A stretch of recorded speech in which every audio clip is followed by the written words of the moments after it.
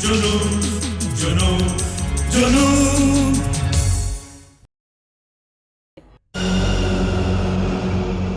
Welcome thank you.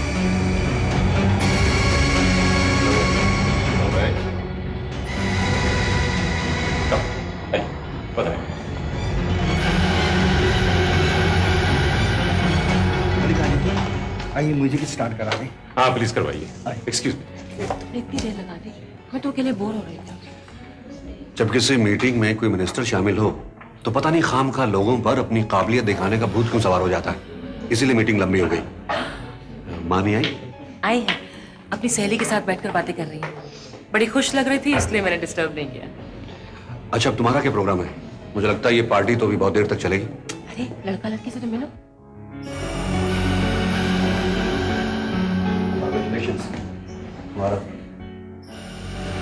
Ladies and gentleman, music शुरू हो रहा है। Please come for the dance. दुल्हा दुल्हन प्लीज आप भी आइए स्टेज पर। Give them a big hand.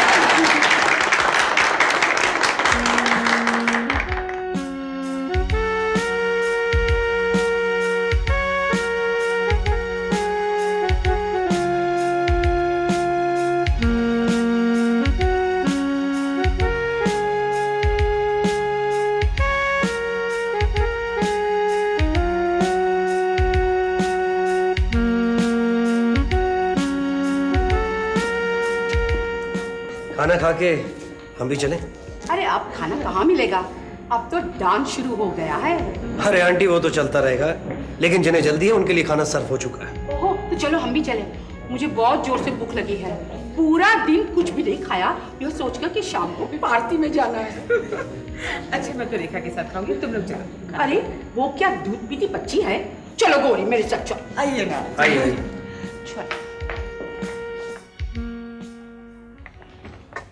अरे गौरी, इधर भी इतना लंबा लाइन, पता नहीं कब खाना मिलेगा। आंटी प्लीज आप लोग बैठे, मैं लेके आता हूँ। हाँ हाँ मैं भी आती। सुनो, वो सुमेर राजवंश आया हुआ। तो क्या हुआ? नहीं खामा ऐसे कोई हंगामा ना खड़ा कर दे। मैं नहीं सोचती मिसेस विनायक के सामने ऐसी बेवकूफी करेगा। चलो।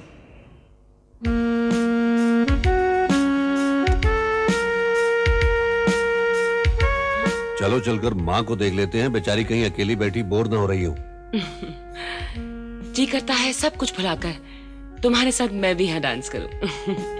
मुझे लगता है ये पार्टी तो अभी बहुत देर तक चलेगी, पहले माँ को देख लेते हैं।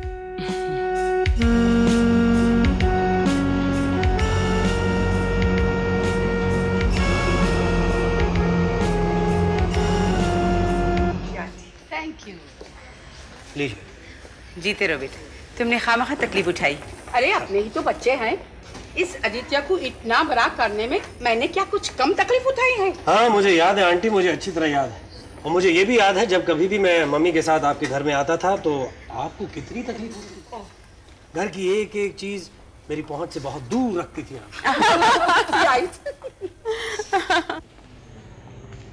अरे अभी तो यहीं बैठी थी, कहाँ गई?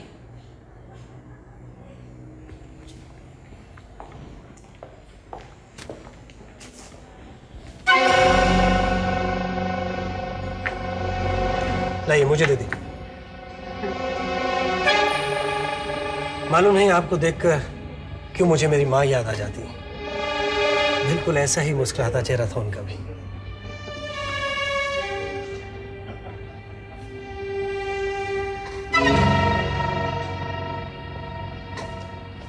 Excuse me. यस आप जरा मेरे साथ आएंगे, मुझे आपसे कुछ जरूरी बात करनी है। श्योर।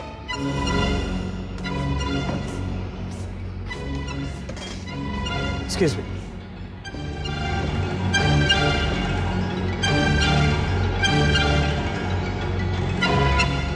उनके पास जाने की तुम्हारी हिम्मत कैसे हुई? हाँ वहाँ टेबल पे काफी भीड़ थी, सोचा मैं उनके लिए खाना ले जाऊं। उनकी दुनिया लूट कर अभी तक तुम्हारा दिल नहीं भरा जो तुम उन्हें वो जहर खिलाने चल पड़े? क्या मतलब? अगर उन्हें यह मालूम हो गया कि उनकी बेटी की जिंदगी उजाड़ने वाले और उनका सुहाग लूटने वाले कातिल तुम हो, तो उनके लिए तुम्हारे हाथों से परोसे उस खाने का एक एक दाना जहर बन जाएगा। What did I do? Try and understand me. क्या किया है मैंने? तुमने क्या किया है उसी का हिसाब वसूल करने के लिए तो मैंने अभी तक तुम्हें जिंदा छोड़ रखा है आदित्य धनराज। और अगर इस सब के बारे में मेरी मां को पता चल गया और वो ये बर्दाश्त न कर सकी तो मैं तुम्हें। Look, सुबेर राजवंश, मैं इस वक्त तक बहुत बर्दाश्त कर चुका हूं। मेरे गुस्से की आग को और हवा मत दो, नहीं तो इसमें झुलस कर राख हो जाओगे। क्या लगती है वो तुम्हारी? कौन लगते हो तुम उसके? आदमी, तेरी ये मजाल, बता दूं क्या रिश्ता है मेरा उनके साथ? Bloody swine. राजनगर के राजघरानों में इतनी घटी और गंदी जुबान इस्तेमाल होती है ये मुझे पहली दफा पता चला।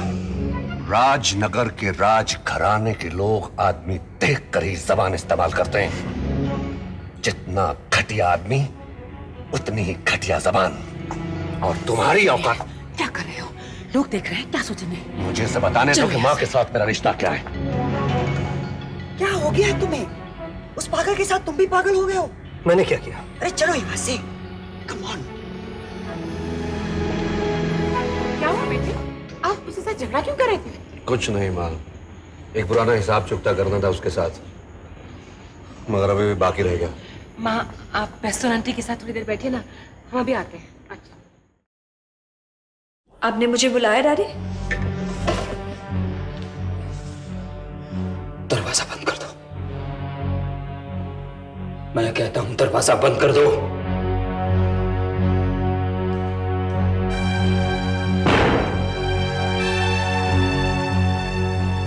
हाँ, अब कहिए क्या बात? मुझे नहीं मालूम था कि मुझे तुमसे, अपनी बेटी से इस तरह के घिनौने मौजू पर बात करनी पड़ेगी। किस घिनौने मौजू पर? भोली बनने की कोशिश न करो। तुम क्या समझती हो कि तुम्हारा बाप अपाहिज है, इसलिए उसे कुछ नहीं मालूम कि यहां क्या हो रहा है? वो जो रात के अंधेरों में तुमसे मिलने आता है और सुबह गए तक यही रहता है, क्या लगता है हमारा? तो आपने मेरे पीछे जासूस लगा रखे हैं। इधर देखिए। मुझे तो तुम्हारी तरफ देखने में भी शर्म आती है। ठीक है, तो सुनिए, वो एक तो कौन है मैं अच्छी तरह जानता हूं।